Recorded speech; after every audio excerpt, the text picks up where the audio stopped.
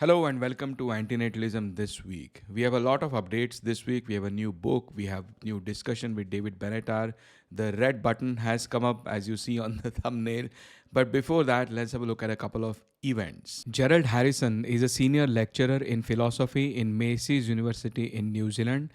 There is a talk arranged by Kane Williams by Gerald Harrison on the topic of antinatalism. It is going to happen on 1st of March, Friday, 2024 at 6 p.m. New Zealand time, which will be 10:30 a.m. in the morning in India, 5:30 a.m. in the UK, and 12:30 a.m. Eastern time. So for many it might be too early. So the good news is the talk is going to happen on Zoom, but it will also be recorded.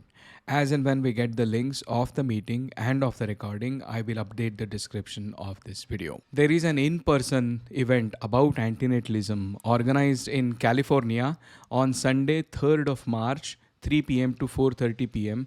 It's happening in Concord, California. So if you happen to be around in that place, you might be interested to go here. I'd include the link in the description. One of the biggest news of this week is we have a new book on antinatalism. The book is called Antinatalism, Extinction, and End of Procreative Self-Corruption.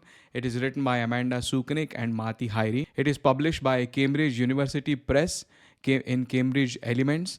You can see on the screen, you can download it from open access. I will provide the link in the description. And you can also do a pre-order for a physical printed copy. I'm told it will be out by 14th or 15th of March. The UK link, it says it will be available for £17 or so.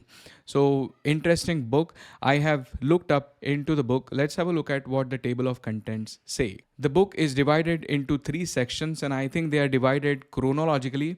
The first section talks about historical context of antinatalism, mainly in terms of Western philosophy, what Western philosophers in the ancient period thought about existence, thought about this world, whether they thought it was good or bad, and generally they thought it was not good, but then they built some different coping mechanisms so as to not face it in its face. The first section talks about that Western philosophies as a struggle against antinatalism. It also was a struggle against realization or acceptance that this existence and this world is not a good place to be in. That's the first section. The second section talks about the interesting relationship of antinatalism and extinction, the contemporary antinatalism and extinction. Now that we know antinatalism, if we accept it and if nobody has children, we will go extinct. Or if that species who doesn't have children, that species will go extinct. So second section talks about antinatalism and extinction. The third section then talks about the lack of meaning, the lack of cosmic meaning that our life has. Once we recognize that there is no overarching cosmic meaning to our life, we start building smaller, local, terrestrial meanings. We start telling ourselves some stories as coping mechanisms against this meaninglessness of life. Now that is okay, but what most of the people do is use that cosmic or local meaning as a means to fulfill their procreative needs, to do procreation, to have children. That is the self-corruption I think this section is talking about in procreative self-corruption. So 3 sections, not a very long book, 50 or 60 pages. You can finish it in a day or two. But nonetheless, very important book, interesting book on antinatalism. So huge thanks to Amanda and Mati, and also congratulations for getting this book out in the market. Thank you. There was an article in Harper's Magazine. Harper's Magazine is one of the oldest mainstream big magazines in United States of America. The title of the article was The Case Against Children by Elizabeth Barber. The article was written in a lighter style. Anybody can read it. You don't need to have deep philosophical knowledge. Any ordinary person can read the article, understand it, and enjoy it. The article mentions a lot of antinatalists in it. It starts with Alex and Dietz, who are the founders of Stop Having Kids, their initial struggles, the teething problems they faced while starting this Stop Having Kids advocacy. It describes a lot of stories and experiences and interactions with people they have had in a very nice and entertaining manner. Then they also mention antinatalists like Pratima Naik, who is the founder of Child Free India, Raphael Samuel, another Indian antinatalist, Théophile de Groot, who is a Belgian writer and an antinatalist, Schopenhauer, as we all know, Democritus, and also Cathars, which was a Christian sect of antinatalists. Soren Kierkegaard, the Danish antinatalist philosopher. Al-Mari, the famous vegan, blind antinatalist poet and philosopher of 10th century in northern Syria. It also mentions Miguel Castro de Moreno, who is, I think, a Spanish antinatalist philosopher and writer. And of course, David Benatar, Amanda Suknik, and Mati Hairi were also mentioned in the article. Now, the style in which it is written is quite nice but also dramatic. Elizabeth Barber herself, the author, actually is in a very peculiar situation. She has a half adopted child, she has a stepdaughter who she loves very much. But she also wants to have her own biological child. And she is evaluating her situation here, the aspects of having an adoptive child against having a biological child, being a biological mother. In all of this, she was pregnant once, had an ectopic pregnancy. Ectopic pregnancy is a complication after which you have to have an abortion. So she had to go through all that painful experience, but she still wants to have a child. I don't think she has convinced herself not to want to have a child. So she still wants to have a biological child, but she is evaluating all these aspects. And in the evaluation of all that, she is interviewing many different antinatalists, which I just mentioned. So the style is that she mentions some group of antinatalists, then mentions her own situation, tries to relate that back to her situation, then goes on to another set of antinatalists, then take those aspects and tries to relate them back to her situation, and so on. So it's a very nice back and forth article. I think the style in which it is written can easily be converted into a short, either a film, a play, or probably a documentary of sorts. So very interesting material. Two interesting points I want to point out from this article. One is Amanda's interview. The article involves Amanda's interview not in a question answer format, but it's more of a discussion back and forth between the author and Amanda Suknik. In the process, the author visited Amanda's house, Amanda's home, and from that way, this article gives a glimpse of personal life of Amanda. Now, I and Amanda have never met. We live continents apart, but I've followed Amanda's work for almost 10 years. I've seen her struggles. She has faced many difficulties, many problems from fellow antinatalists themselves, ironically, rather than pro-natalist. She used to have a very good YouTube channel which was brought down. A lot of her antinatalist initiatives were shot down by other antinatalists. And every time she has struggled, she has fought back, she is fighting, she is a fighter. Every time she gets a setback, she comes out of it and keeps on working on this antinatalist cause. That is what I want to point out. The reason I want to bring this up, because we can have disagreements. Of course, Amanda and I also would not agree on everything. We will have disagreements even among antinatalists or antinatalists versus pronatalists and so on.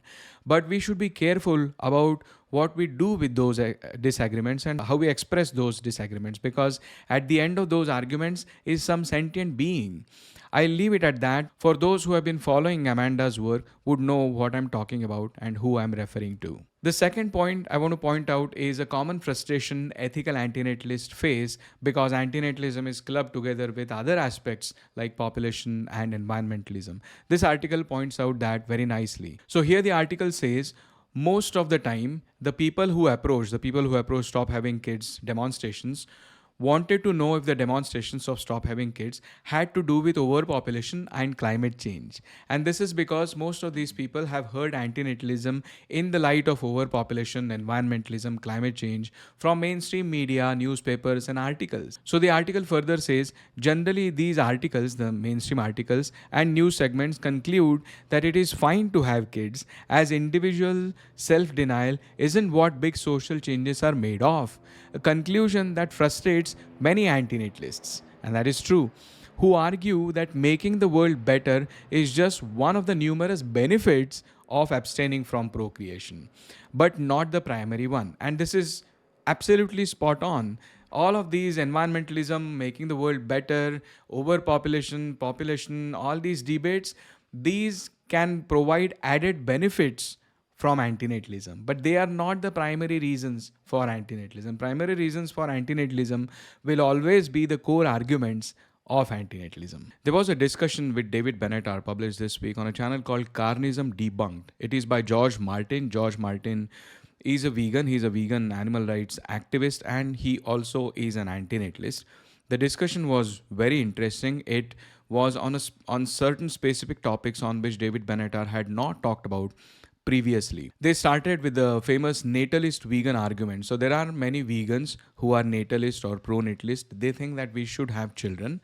And among the many reasons why they think we should have children, one of the bizarre reasons is that the more humans we have, the more land would be occupied. Like when we have more humans, we have cities, and wildlife is reduced. And so wild animals are reduced. That in turn reduces the suffering of wild animals. And because they are vegans, they would also not support the suffering of livestock and farmed animals.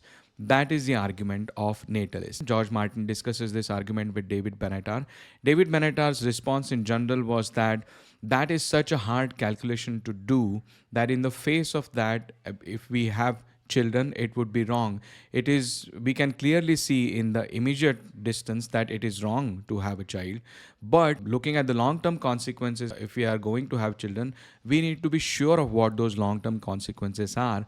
And because calculations of those long term consequences in the light of this argument that more humans will lead to less wild animals and less wild animal suffering is not possible. It is very complex calculation, and therefore we should not rely on such a guess or such a calculation to have children. That was, I think, one of the main points in that argument. They also discussed about extinction, whether extinction is good or bad, and whether extinction is good or bad for other animals, whether the extinction of humans is good or bad for other animals.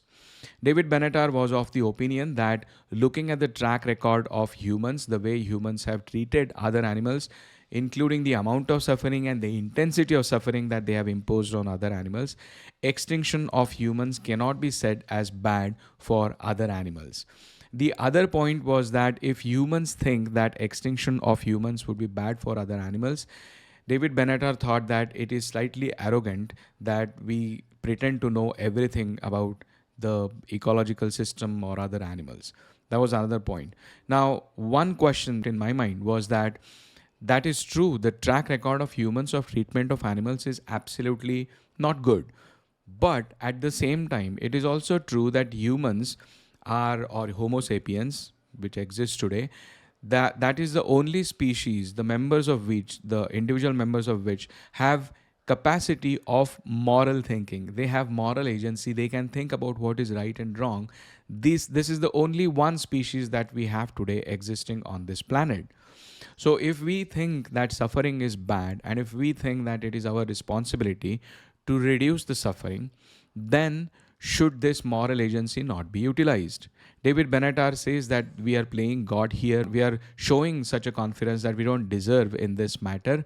He also says at one point that we are acting like a God, and if it is God who is thinking that they know everything about this, then let God do what they want to do. But it is not the place of humans to decide about other animals. But we can see that humans are the only species, members of whom have moral agency. So I don't know which way it is. A bad track record on the one side, human arrogance on the one side, the same side, whereas moral agency on the other side. I don't know where the balance lies. David Benatar certainly is on the side of arrogance and bad track record. There was a good point discussed about killing predators, that there are some vegans who think that we should kill predators because they cause harm to animals of prey. David Benatar had some analogies in that. One is that we have dictators in different countries like North Korea or other places. Now, should it be the responsibility as citizens of some other liberal democratic countries to go there and do a regime change because they have a dictatorship there? That is a very deep moral problem. Many different people have different positions on it. And David Benatar said that this killing of predators is analogous to that. The other point he brought up was that the killing of predators is simplification of the complexity of the ecosystem that we are in. If we kill all the predators, there's going to be an overpopulation of whatever herbivorous animals which were prey for that predator. So how do we solve that problem? And if we start killing them, then there would be other species which would be dependent on these herbivorous species and so on. So it's a very complex problem. I agree. It's a simplified version just to say that we should kill all the predators. That also David Benatar brought up. Overall, he was very careful in answering, and I can understand his position that people look at David Benatar as what he's saying, and there is every possibility that somebody takes his word in a wrong way and runs away with it with horrible consequences, giving a bad PR even for antinatalism or even for general philosophy. So throughout the discussion, he was very careful in answering what he was answering. He was very careful not to judge other people's opinion. And then finally, it also led to the red button experiment. There was a whole section on red button. I want to respond to some specifics of red button section. Let's have a look at what was said in that section. If somebody comes along and wants to offer a kind of consequentialist argument, whereby they say, well, in the very long run, it's actually going to produce better results or less bad results, that, as I said before, I think is just overconfidence. Think back to the human example. So let's imagine somebody says, well, I could actually save all future human suffering by eliminating all humans in the world. And so I should engage in the species side of killing all humans. That's a deeply worrying argument to be making, because you're engaging in mass murder because you believe, without very good evidence, that in the long run that will produce less suffering. Remember, the human population. So I think the words like elimination of beings and mass murder need a little bit of qualification and clarification. One difference between a scenario where you eliminate a being within zero time, within an instant, as against a scenario where you kill that being traditionally, like the animals or humans are killed. There is a difference between these two scenarios. You might ask what is the relevance of this difference? So if you agree or if you differentiate between the states of being dead and the process of dying, or the states of being extinct and the process of extinction, if that difference is relevant to you, then I think the difference between the scenarios of eliminating somebody within an instant and eliminating somebody through traditional killing process is also relevant. And I think that difference somewhere got lost. That difference had to be pointed out. The other thing was that even from a deontologist perspective, you might say that from a deontologist perspective, whether it is process of killing or whether it is being killed, both things are wrong. That is true, but I think the reasons why they are wrong are different from a deontologist perspective also. The process of killing is bad, and therefore the act of killing is wrong because we are violating somebody's right to not suffer. We are violating their autonomy. Whereas the state of being dead because of our act of killing them is wrong because we have violated their rights to life, their autonomy to life, their preferences, and we have annihilated them. Why I'm emphasizing on this difference is when we come to red button discussion, we are going to start on that. This difference, I think, was not mentioned. And there are other specifications of red button experiment which were also not mentioned, which I want to point out. You can spring back from the very small numbers. For most of human history, there were relatively few human beings around. And yet we burgeoned from there into our current population. So the argument now, which David Benatar is making, is the problem of knowledge. How do you know when you are killing the human beings or whatever beings, and in whatever form, whether that instant killing or whether the traditional killing, how do you know that you are eliminating 100% of the beings and there would not be repopulation of those beings again? I think this is out of the scope of red button experiment, and that is why I'm saying the specifications of red button experiment were not specified clearly. So let's move on and let's see what they say. Yeah. So when you were on Amanda's podcast, the Exploring Antinatalism podcast, she asks the question to every guest towards the end: would you press the red button, which wipes out humanity? Would you not press the red button? So one point here to note here is that George Martin is saying the red button to wipe out humanity. I don't think the red button constructed in Amanda's videos or videos of sentiocentric antinatalists are red buttons to eliminate only humanity. And I get a feeling I might be wrong here. George Martin, as I said, is a vegan and antinatalist, but to him, antinatalism seems to be human-centric antinatalism. Whereas David Benatar, we know, is a sentiocentric antinatalism, but he generally talks from the perspective of human-centric antinatalism. So the specifications of red button, the first point of clarification is, are we talking about eliminating only all humans, or are we talking eliminating all sentient beings? That ambiguity creeped in somewhere, I think. I would not press the red button. People have tried to push me on, if you excuse that expression, on this question before, and I've sometimes tried not to answer it, but I would not. I would not press the red button.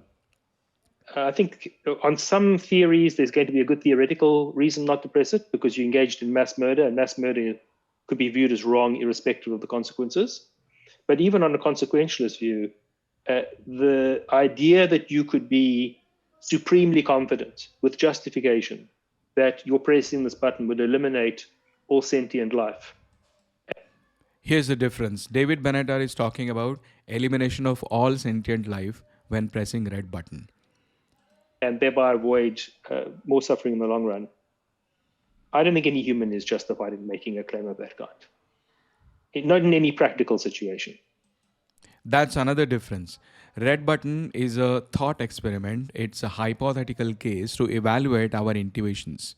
David Benatar is bringing practical aspects into it.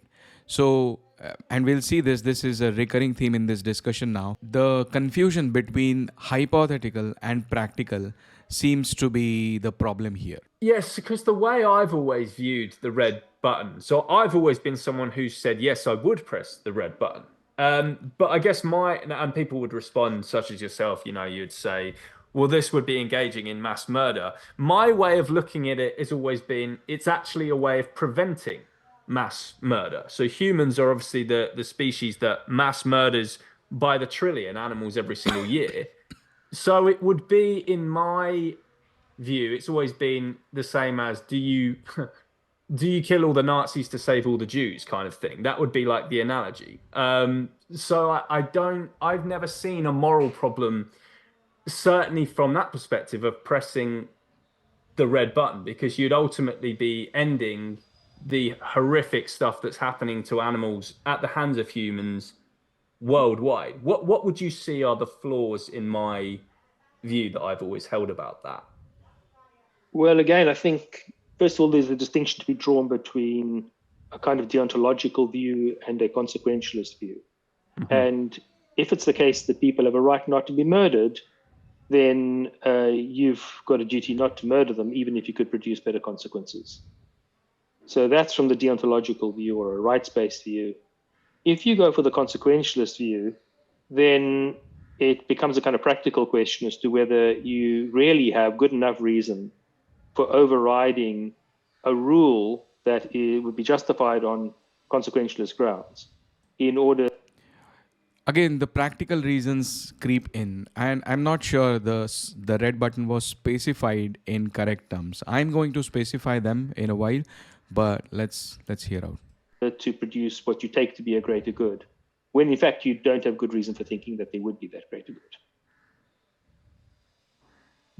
But do we not have good reason to say that it would produce? I mean, it would completely eliminate farming, fishing, torture, and animal abuse. Think about the practicality of it. I mean, how would you kill all the humans? Oh, it's just a red button. Like, it's the hypothetical red button. So I press the red button and every human on the planet just vanishes. But what are the conditions under which you know all of these things? See, you're not imagining yourself as a human being pressing the button, because no human being could be confident of those things. You're imagining yourself as a god. So this is a hypothetical scenario for God. It's not a hypothetical scenario for any human being. This is exactly the worry that I have. The worry that I have is that people are too optimistic about their own abilities and their own knowledge and their own understanding. And we've had multiple instances of this over human history, where, for example, there's some kind of a pest, and so humans introduce a predator in order to control the pest, and then the predator that they introduce becomes a pest of its own. I mean, these are sort of relatively small-scale interventions that people make, and just cause havoc. And humans just don't seem to learn from their own history. They don't seem to learn how bad they are at making these kinds of decisions. And so even on consequentialist grounds, there's very good reason for just saying, look, we're not going to press red buttons, because to entrust that decision to any human being is deeply unfounded. No human being is going to have the knowledge and the wisdom to be able to make that decision and to press that button. So what you're essentially saying is, like, let's say, I mean, for example, obviously, one thing that obviously we don't need to be God, so to speak, to know is that humans are the only species that farms animals, right? So obviously I would know that it would eliminate animal farming in that regard instantly. But are you saying that there is a chance that by me pressing this red button and just wiping out the human race, just like the click of a finger like that, maybe something worse could happen, and I'm being overconfident in my abilities to judge that it wouldn't? Is that what you're saying? Yeah, you might think that pressing that button will eliminate all humans, and it doesn't. So there are two problems here. One is George Martin is talking about a specific version of red button which is eliminating all human beings. That is not the original red button which Amanda would have asked in her Exploring Antinatalism podcast. That's point number one. Even though what George Martin is saying is correct, that all of the fishing and farming and all the pain and suffering that we as humans inflict on other animals would be gone. But that is not the version of the red button. The actual version of the red button is on pressing of which all sentient beings are instantly eliminated without causing any pain to the beings who are getting eliminated. That's one particular very important point of the red button version. The second point is that the wording of red button experiment is slightly tricky. It is not that you press the button because you know that everything is going to be eliminated and you are some entity within the world, like a human being or a sheep or whatever. The person or the entity who is pressing the red button is not important in the experiment. I think the wording should be, if a button can eliminate all of the sentient beings within an instant, should that button be pressed? Whether it is pressed by some robot or whether it is pressed by accident by a stone falling on it, that is not very important. If we eliminate that part and we focus on the consequence of once that red button is pressed, then we can actually talk from real consequentialist view in a real hypothetical thought experiment. Right now what is happening is, because we are focusing on the entity who is pressing the button and their knowledge, a lot of practical aspects are creeping in. And David Benatar is very right in pointing those out. Point one is, how do you perfectly know that on pressing of that, all of the sentient beings are going to be eliminated, or all human beings are going to be eliminated, depending on the beings that this version is for. And the second point is that George Martin's experiment of red button, the version of the red button where you eliminate all humanity, that does not eliminate other sentient beings, and that can continue a serious cycle of suffering and pain in the wild. Those are the 2 points. Now, Benatar's objection of how do you even know that it is really going to eliminate the beings that you want to eliminate altogether and not leave some two beings who then would again reproduce to create that population, that I think should not be considered, because if we word it that if the red button was pressed by whatever entity, would it lead to good consequences? Would it lead to right consequences? That's the question. And in that case, it is given that the elimination of 100% of the beings would happen.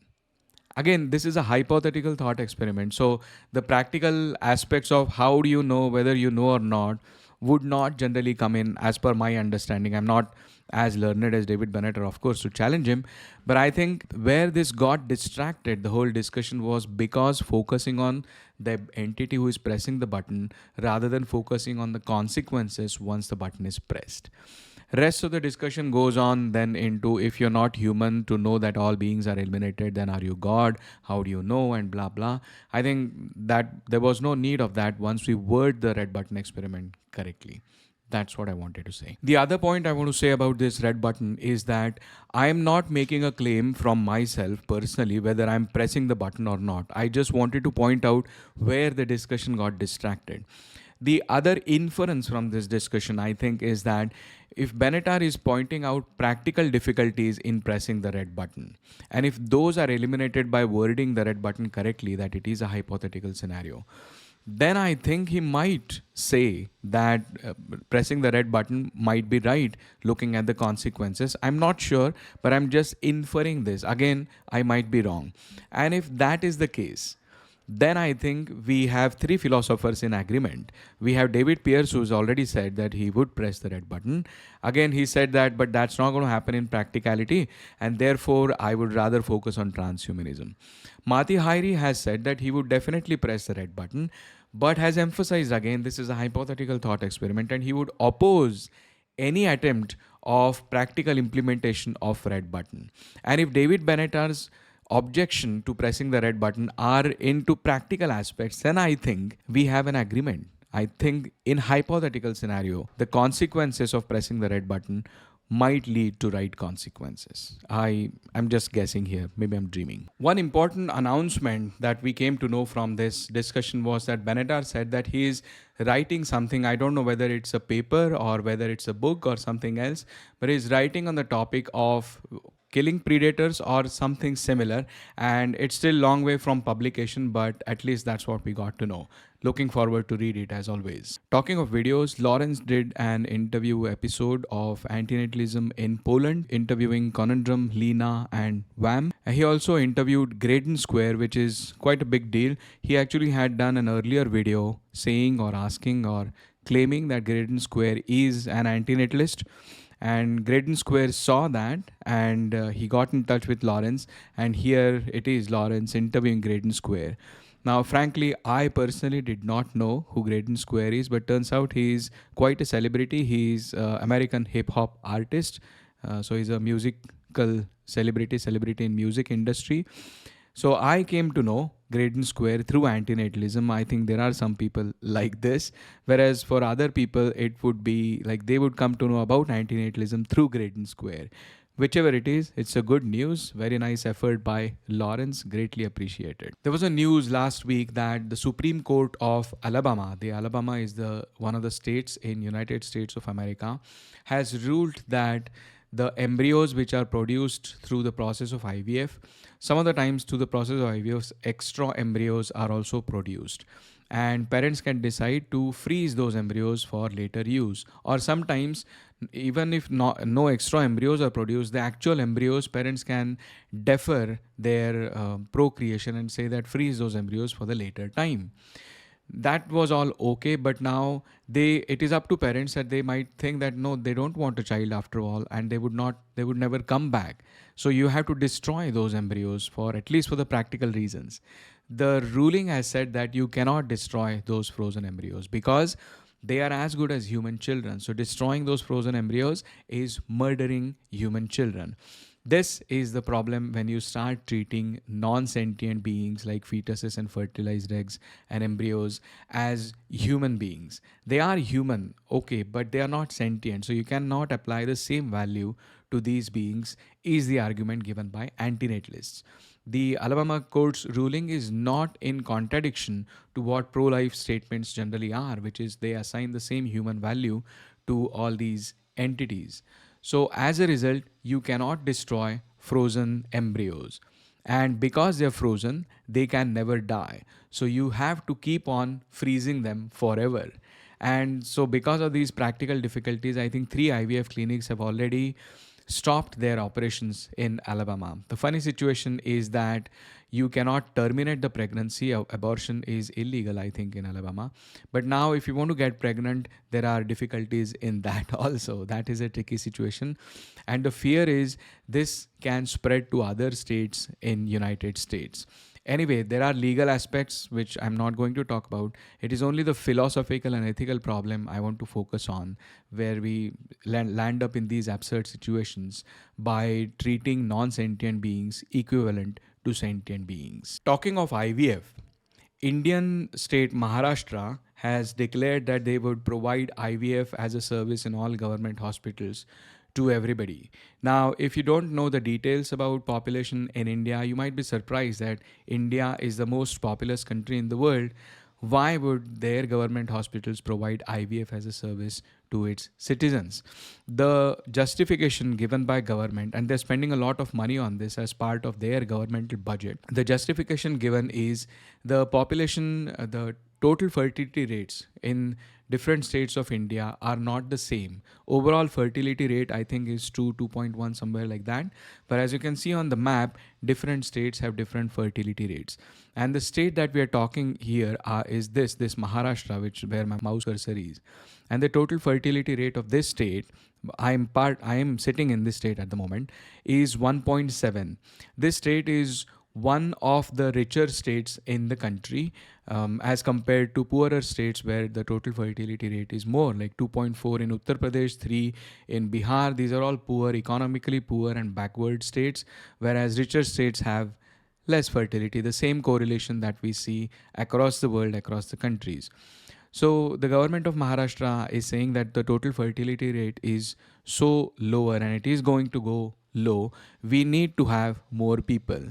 The funny thing is, there is no immigration laws for one to travel across the states in India. People from these poorer states can easily travel to richer states for jobs, and people do that. Many people migrate from these states on to richer states for jobs and better living and so on. They do that. So it is a little funny that, when one corner of the country is producing children profusely and is poor and is need of resources, other states in the country are now talking about things like IVF and incentivizing procreation. Even this state, the small state Sikkim, which is 1.1, I think it has gone now even below 1.1.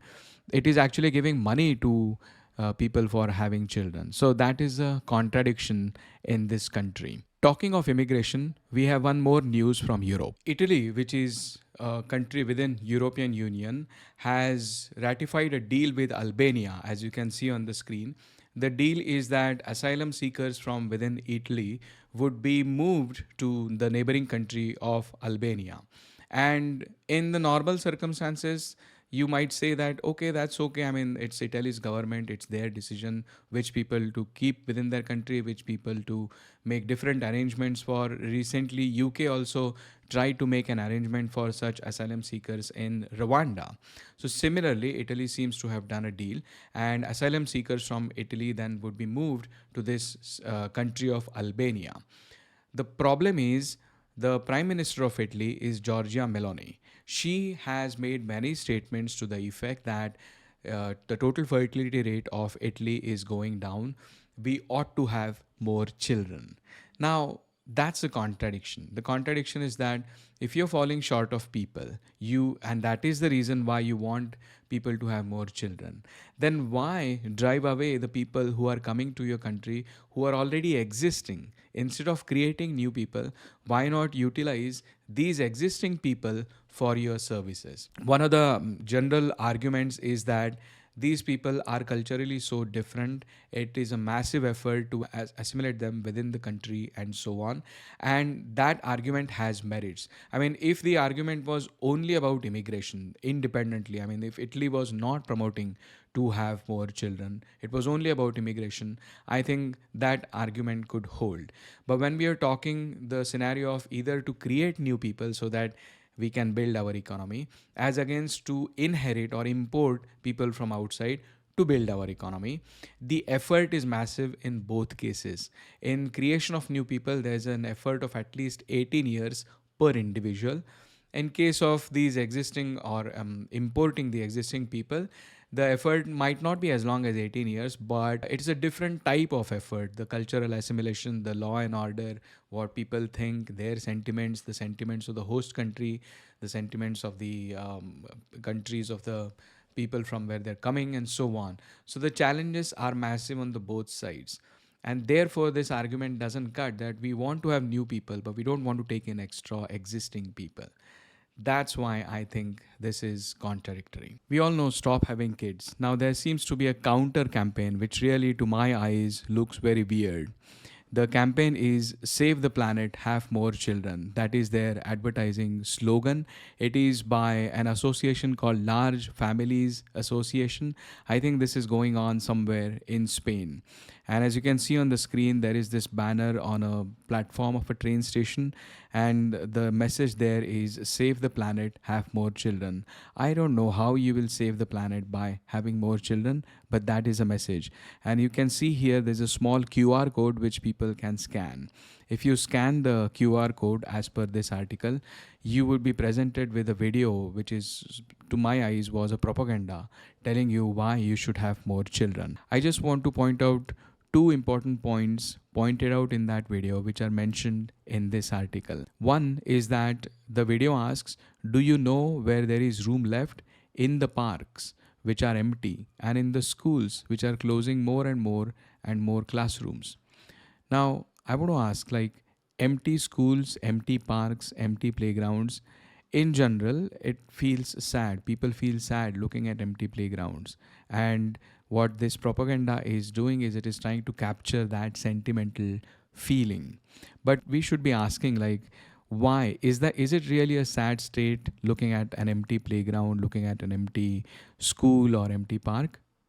Or is it just a feeling that we get because of whatever our evolutionary reasons? If there are no children who are in need of a playground and that is why that playground is empty, what is wrong with that? What harm are we causing? Who are we harming? That is the question I would ask to the creators of this video. The other point is, the video concludes by pointing out, they say that they have calculated how much each child pollutes, they as in general people, and they have forgotten that a world without pollution is not worth it if there are no people to enjoy it. And this not worth is an ambiguous term. Not worth what? I think this relates to the fourth premise of David Benatar, that absence of pleasure is not bad unless somebody is deprived of that pleasure. So a world without pollution, meaning just a world really. I mean, whether there is pollution or not doesn't really matter when there is nobody who is going to be harmed by that pollution. But let's imagine just a world. Is it worth it, not worth it? What does it mean when we say worth it, not worth it? I think it means that it is not bad unless somebody is deprived of being in that world. And in case of antinatalism, nobody is deprived. If you don't have children, the non-existing children are not deprived of this non-polluted world. So those are the 2 points I thought I should point out. Otherwise, this is ultra pro-natalist and, in my opinion, quite wrong campaign. There was an article in The Print with the title, Educated Women Are Having Fewer Children. It's Not Good for India's Demographic Dividend. This is slightly big deal because The Print is fairly known newspaper in India. And there are 3 problems with this article that I want to point out. First is the title itself. Educated women are having fewer children, and it's not a good thing for India's demographic dividend. Now, even today, India is far more severely patriarchal society. In general, I'm talking about, there are going to be differences in the corners of the country. But overall, in general, very strong patriarchal society, very strong traditional society, religious sentiment run severely strong within the minds and brains of the citizens. And the gender gap in all aspects of life is very high. LGBTQ people are not treated rightly at all, and women are not treated correctly at all. Like, there's a lot of issues in treatment of women in India.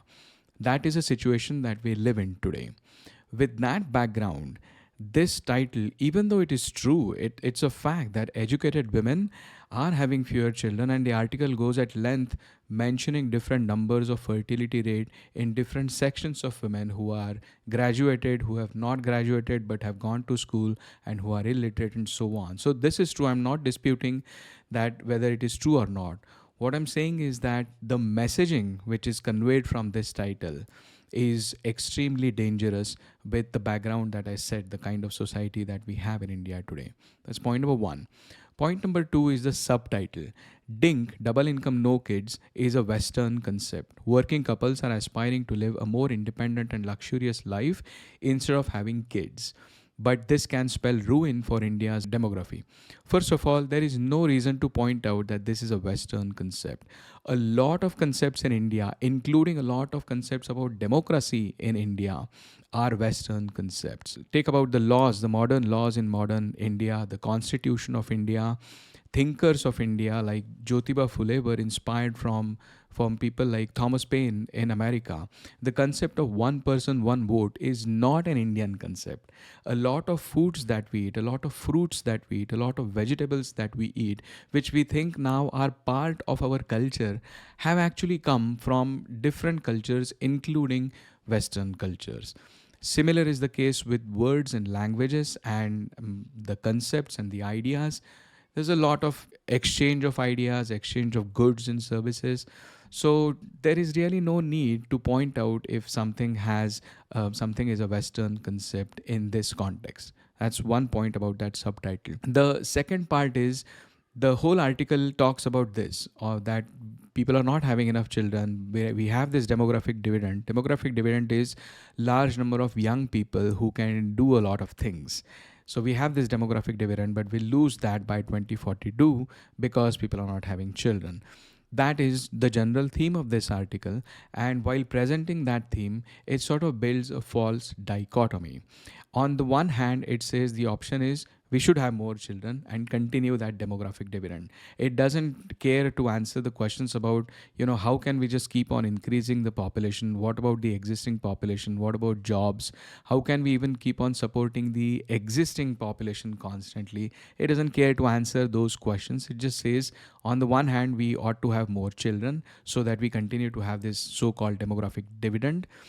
On the other hand, people are not having children because they are dings. They are like, they want to enjoy their own life. They are self-centered. These are the only two options the article presents. But there is a third option, which is the actual option of antinatalism. Before having a child, you should think of consequences, of ethical aspects, of moral aspects of having child, of procreating. Nobody seems to be talking about that. That is the false dichotomy I want to point out.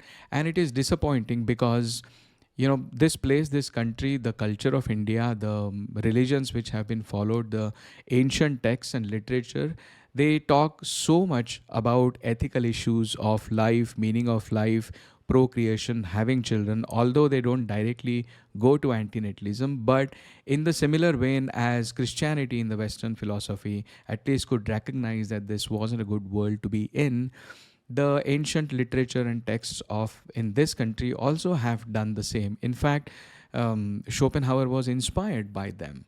That's one. So in that background, nobody is talking about it, is very disappointing. There is good traction for child freedom now in India. People think of child free. The concepts about child free are appearing slightly in movies and in programs in mainstream media. A lot of articles are being written. But nobody ever dares to go near antinatalism like the way it is done in the West today. Like we just saw Harper's article, we saw books coming up. Nobody is doing that. Even I personally get queries from people in India asking me to make videos about India, but they are more mainly about, what will we do? Who will take care of our old age? Can you make something on old age homes? Can you make something on adoption? Can you make something on cost of having children? I'm not denying the validity of those points, but that is not antinatalism. So in my view, antinatalism, to the extent that it has gone into the Western cultures, Western countries, has not arrived in India, almost has not at all arrived in India. That is the disappointing fact through this article, which I wanted to say.